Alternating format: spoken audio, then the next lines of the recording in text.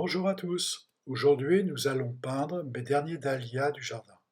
Je les ai mis dans un seau pour qu'ils restent bien frais pendant que nous allons les peindre.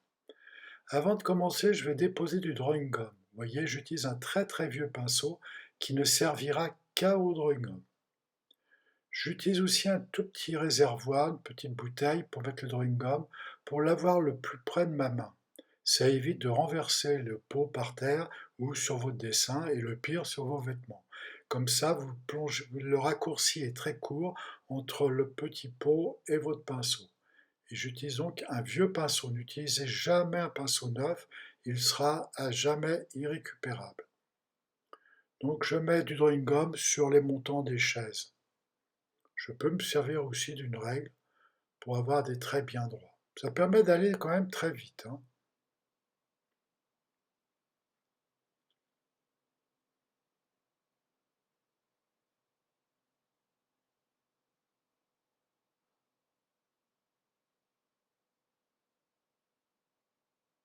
N'ayez pas peur de le mettre assez liquide et laissez bien sécher avant de commencer à travailler. Aujourd'hui, nous allons peindre le fond. C'est le passage le plus difficile, à mon avis, parce qu'après, c'est du détail, peindre des fleurs, des hortensias, bon, c'est pas très difficile. Mais le fond, ça demande bien une bonne stratégie. Il faut vraiment bien l'avoir dans sa tête au départ. Pour commencer, je mouille abondamment le papier. Là, j'ai mis une petite, l'eau était sale, ça permet de mieux voir où on dépose l'eau en fait. Ça ne me gêne pas du tout d'avoir une eau pas très très propre. Je commence par mettre en place du jaune transparent, très liquide, en répartissant le mieux possible sur la feuille. C'est pas la peine non plus de rentrer dans les hortensias, vous détourez, ou si vous avez un tout petit peu débordé, vous tamponnez. Je laisse une lumière un petit peu traverser mon espace que je vais peindre. Dans ce jaune transparent liquide encore, sur le papier humide, je diffuse du vert avec du Kinagold et du Blue Windsor. Quand je dis Kinagold, c'est Quinacridone Gold. Mais pour me faire plus facile pour expliquer, je préfère dire Kinagold. Donc, voyez, je viens avec un pigment bien vert, bien saturé. Mais il va falloir mettre beaucoup de pigments si vous voulez avoir des parties assez sombres. Donc après, c'est une question de réglage à l'œil, hein, c'est comme vous le sentez. Moi, je vous fais une proposition, mais après, dans le vert frais, je peux en déposer du pigment jaune. Et du coup, le pigment jaune va prendre sa place en repoussant les pigments. Et du coup, ça va me rouvrir des lumières. Du coup, le passage sera très doux. Maintenant, je vais commencer à peindre des couleurs très sombres. La couleur très sombre, je la fais avec du bleu de Prusse et du brun Vandyck. Si vous n'avez pas de bleu de Prusse, vous pouvez utiliser le bleu Windsor, ça marche très bien aussi. Le bleu de Prusse est encore plus sombre sans pour autant gouacher. Le problème de faire des couleurs sombres, c'est que ça soit à la fois transparent et de ne pas apporter de matière. Mais vous pouvez voir que mon papier est toujours humide. Pour pouvoir travailler à une telle surface sans tomber sur un papier sec, il m'arrive assez souvent, toutes les 2-3 minutes, de pulvériser de très loin pour qu'il y ait un brouillard se dépose sur le papier. Du coup, ça me permet de maintenir humide mon papier et je suis toujours dans le sec, dans l'humide. Faites pas quelque chose de trop uni, hein. Jouez bien sur des différences de couleurs, sur des lumières. Vous pouvez suggérer un petit peu des feuillages, vous voyez, comme je fais, hein. Mais comme le papier est humide, ça va s'adoucir. Je recharge encore beaucoup parce que je sais par expérience qu'en séchant, ça va devenir très clair. Donc je me méfie, je reviens vraiment assombrir beaucoup. Maintenant, c'est un passage un peu délicat parce que j'ai des feuilles d'hortensia et du coup, pour pas les peindre trop sombres, je profite que mon papier est humide pour venir ouvrir, c'est-à-dire retirer les pigments de mes feuilles. C'est assez facile, mais il faut bien sûr que votre papier soit humide. Si votre papier est sec, ça ne marche plus du tout. Vous pouvez noter qu'à chaque fois, j'essuie mon pinceau, hein, sur mon chiffon. parce que sinon vous étalez les pigments, mais vous ne les retirez pas. Pour pouvoir les retirer, il faut réhumidifier votre pinceau et le nettoyer à chaque passage. Voilà, encore une ou deux feuilles, et elles vont s'adoucir. Ton papier est toujours humide, hein.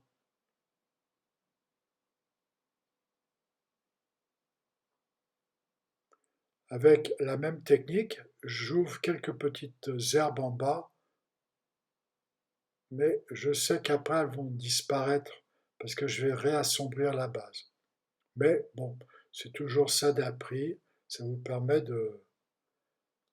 Sur l'original, il y a quelques tiges de plantes, donc vous voyez, j'ouvre quelques tiges blanches, mais très légères, hein, pour pas que ça accroche l'œil, très fin.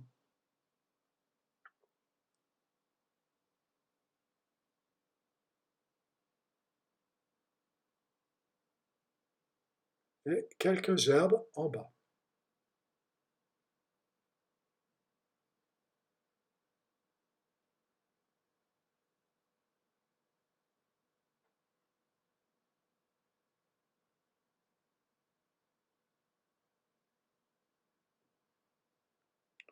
Une fois que vous avez fait ça, vous avez fait le plus dur, hein.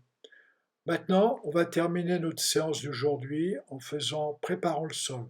Le sol, je vais le faire en deux temps. Je vais déjà mettre une première couche et la semaine prochaine, nous reviendrons, lorsque je ferai les détails, je reviendrai dans cette partie herbeuse. Vous voyez que je joue sur des différences de tons. Je mets de la terre d'ombre naturelle, je mets du Kinagold, taché d'un tout petit peu d'orange Windsor et d'un fond de palette vert que j'ai sur ma palette. Je fais différentes bandes et que je laisse un petit peu diffuser les unes dans les autres. J'assombris encore. Là, ma couleur ne me plaît pas. Voilà, je recharge. Je charge bien en arrière-plan. Je pars du principe que ce qui est devant moi est lumineux, ce qui est le long des herbes dans le fond sera beaucoup plus sombre. Souvent, c'est la partie la plus difficile, vous ne mettez pas assez d'ombre, vous ne mettez pas assez de valeur dans vos aquarelles. Et ça donne des aquarelles plates, pas très intéressant. Voilà, et apporter des ombres sous la chaise et sous l'arrosoir. Mais je reviendrai, hein, c'est vraiment juste une première approche. Voilà, ben je considère que nous avons bien travaillé pour cette semaine. Et je vous attends la semaine prochaine en pleine forme pour la deuxième partie.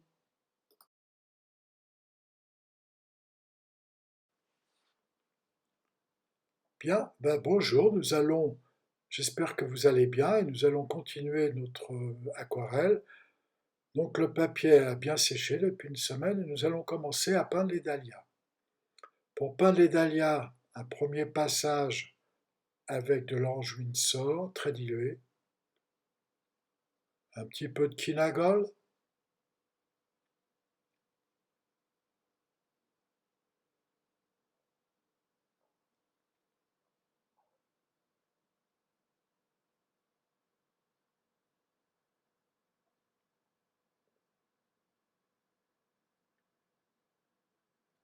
maintenant le cœur du dahlia, je reviens avec de l'orange Windsor.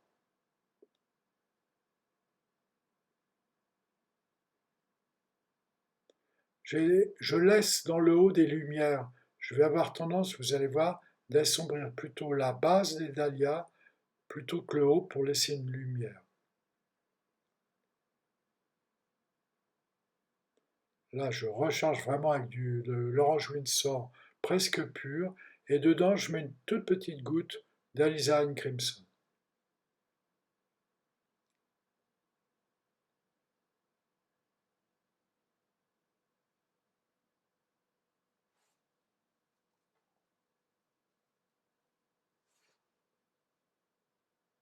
Il faut qu'il soit quand même assez lumineux, hein.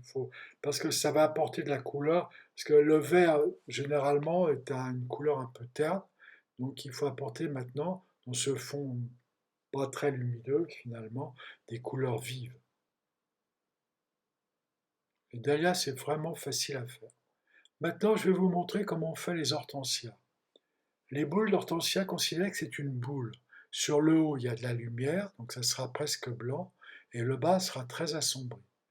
Je dépose un premier jus très clair, j'attends que ça devienne un petit peu mat, et dedans, je diffuse la même teinte, mais en plus sombre et crémeux. Vous voyez, je laisse bien de la lumière sur le haut des boules. Là, je vais apporter quelques feuilles à mon bouquet, toujours fait avec Kinagold Bleu Windsor. Vous pouvez mettre une petite pointe de terre de sienne brûlée dedans si vous le souhaitez, pour donner un verre moins épinard, un peu plus naturel.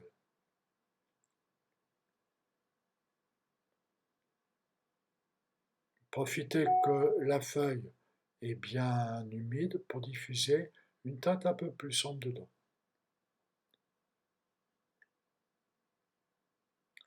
Maintenant, nous allons faire toute une série de boules d'hortensia. Alors, je vais varier les couleurs. Je vais en faire quelques-uns roses et d'autres bleus.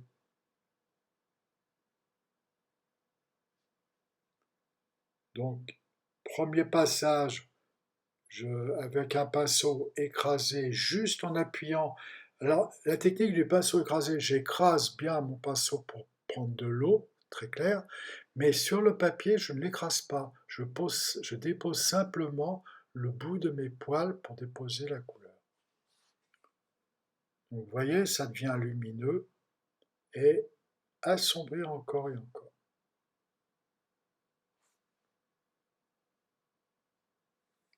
Toujours laisser du blanc sur le haut des boules d'hortensia.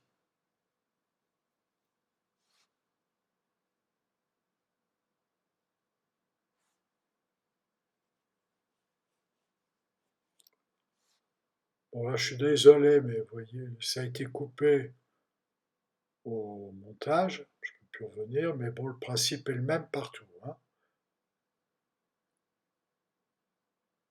Et bien laisser une lumière blanche entre les deux boules.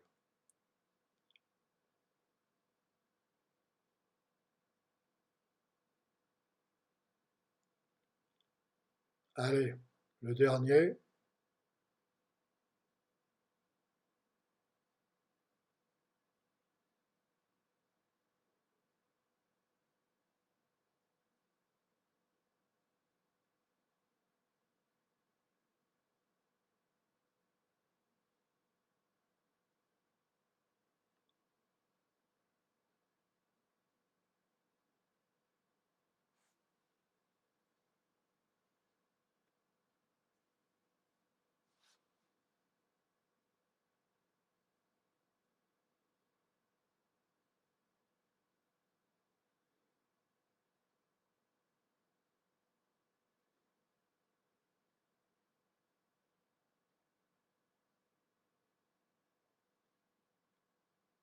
Bien, ben voilà, des hortensias. Maintenant, je vais donner de la couleur à mes feuilles.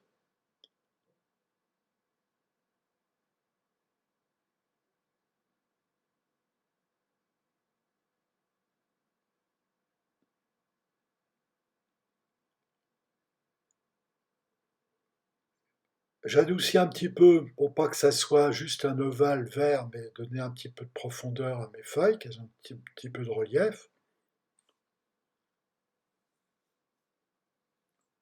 Et avec un vert un petit peu sombre, je viens apporter quelques feuillages à gauche et à droite. Bien, maintenant nous allons nous occuper du sol. Puisqu'on est dans les verts, autant profiter. Donc sur mon papier sec, je dépose du vert très lumineux, fait de jaune transparent bleu Windsor, et des verts bruns dans lesquels j'ajoute du brun, du brun Vandyck et taché de violet Windsor pour les verts qui sont très sombres. Voilà, vous voyez, j'utilise des frottis bien horizontalement, bien assombrir. Donc là, c'est vraiment du vert bouteille Alors mon papier est humide, hein, du coup, hein, j'ai bien pulvérisé de l'eau, ça va se rediffuser. Déchiqueter un petit peu des herbes qui remontent le long de l'arrosoir.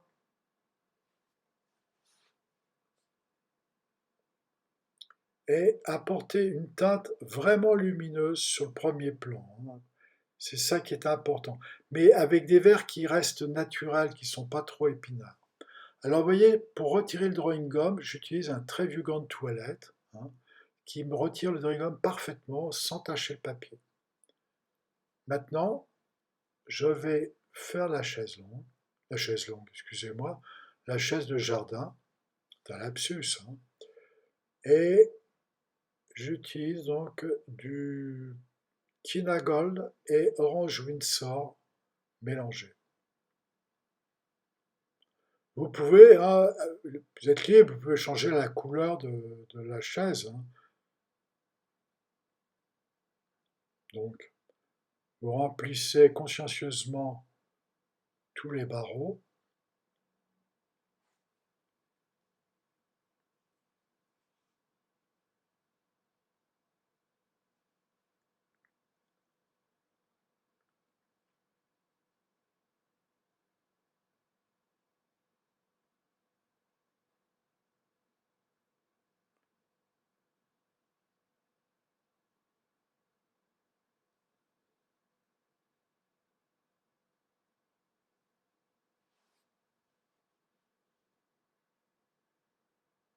Là, je vais laisser un tout petit filet de blanc sur le bord gauche.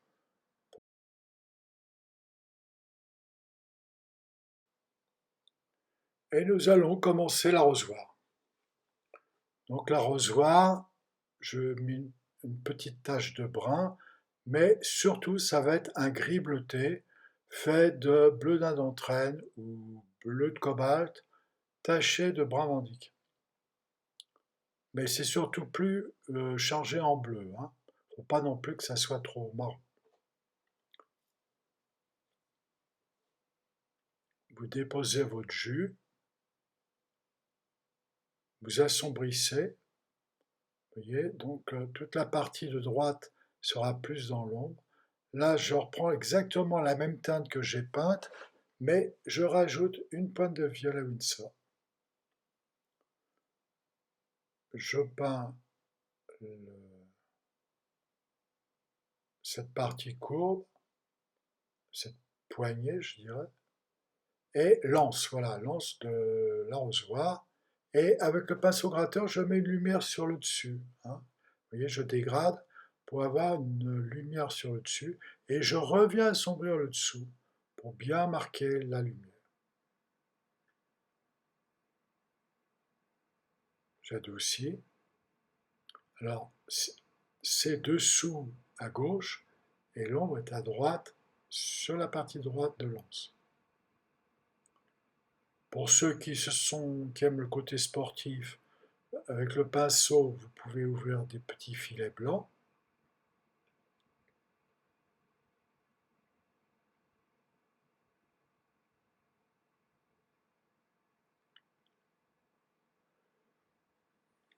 La pomme est légèrement bosselée, donc quelque chose d'un tout petit peu irrégulier. Le dessus qui est très très clair, l'arrosoir, toujours avec la même teinte, hein.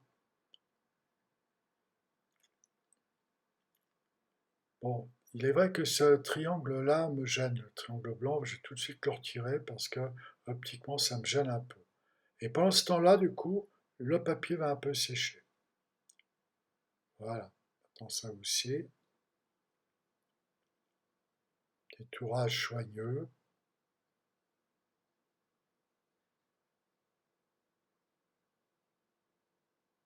Bien assombrir, hein. Du coup, l'arrosoir, il prend tout de suite. Voilà, vous voyez la lumière qu'il prend maintenant, l'arrosoir?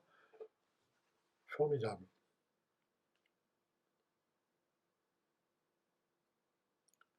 Alors, pour l'instant, cet arrosoir est bien lisse, un petit peu trop plastique à mon goût, donc je vais le vieillir, un petit peu le cabosser même. J'en profite pour faire une meilleure liaison entre le sol et l'herbe, en remontant un petit peu, vous voyez, assombrissant. Il ne faut pas que ça soit lisse, il faut donner toujours un petit peu de détail. Voilà. Bah, puisque j'ai bien réussi mon arrosoir, bah, je continue pour le seau.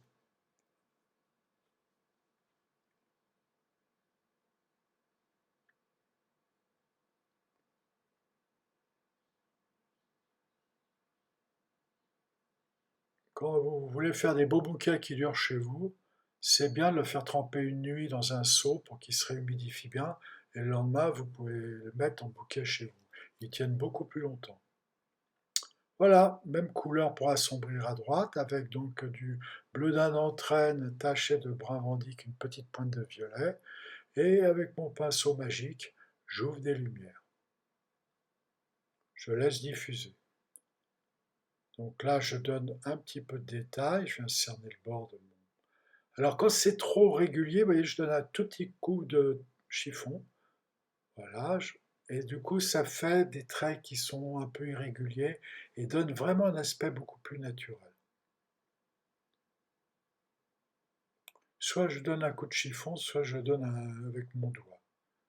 Voilà, j'assombris l'intérieur, encore un petit coup, voilà. J'aime bien les contrastes, hein. Et je vais peindre l'intérieur pour remplir l'arrosoir. Bon, tout ça, c'est agréable à faire, hein. C'est du travail sympa, c'est souvent la récompense. Une fois que vous avez bien avancé votre travail, à faire ce petit travail, c'est vraiment très, très agréable. Bon, la pomme, un petit peu de reflet, un peu cabossé.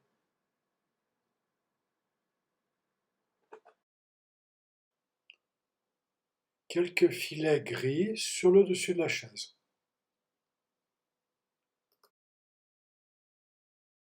Alors, les pieds de la chaise, en fait, sont à l'ombre. Ils sont sous la chaise, hein. Donc, en fait, il ne faut pas les laisser jaunes. Il faut passer un petit glacis de bleu de cobalt, taché de violet, mais avec beaucoup d'eau, bien sûr, mais pour apporter un assombrissement, hein. Du coup, ça donnera encore plus de relief à la chaise. Laissez un petit filet blanc si vous le souhaitez, hein.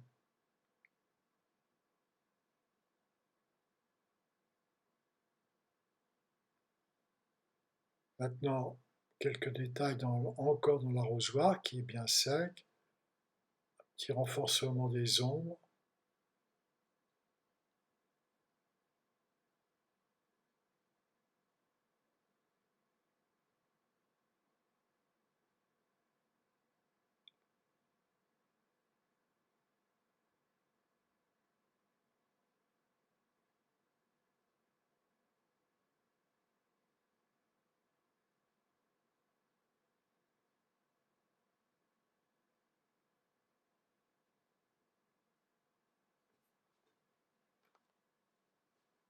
Encore un assombrissement sous ma chaise. Ça, c'est un travail, il faut avoir du recul, hein. Il faut bien regarder avec du recul pour être sûr de... Souvent, ça devient trop pâle, trop faible, hein. Ça manque de contraste. Un des gros problèmes de l'aquarelle. Je renforce le devant, quelques touches.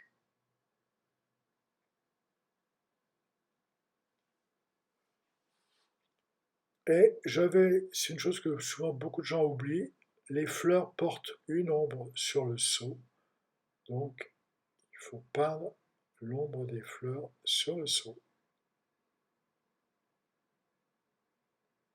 Mon seau, mon arrosoir est encore trop clair pour mon goût.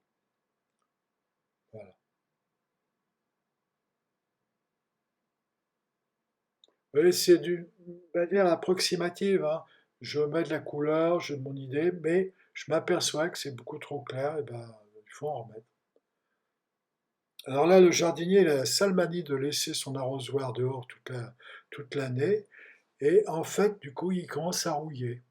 Donc il y a des fuites, hein, un petit peu, vous voyez, donc là, ça commence à rouiller à des endroits, au point de soudure, hein, en fait, hein, donc voilà. Alors ça donne vraiment un aspect un petit peu vieux. Faut pas exagérer, hein. C'est pas carnaval non plus, mais bon, un petit peu de point de rouille, ça fait pas de mal.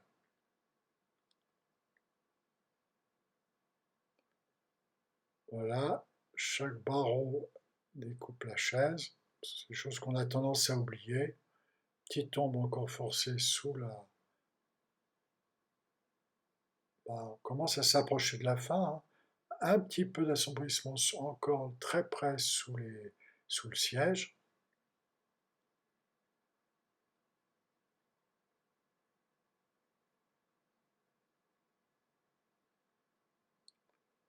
Bon, je peaufine encore un petit peu, mais vraiment.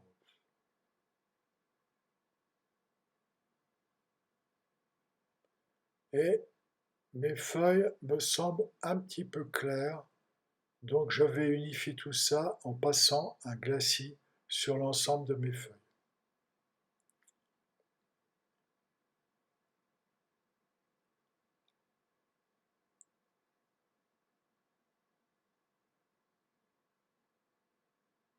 Il faut vraiment que ce coin d'hortensia soit assez sombre, hein, quand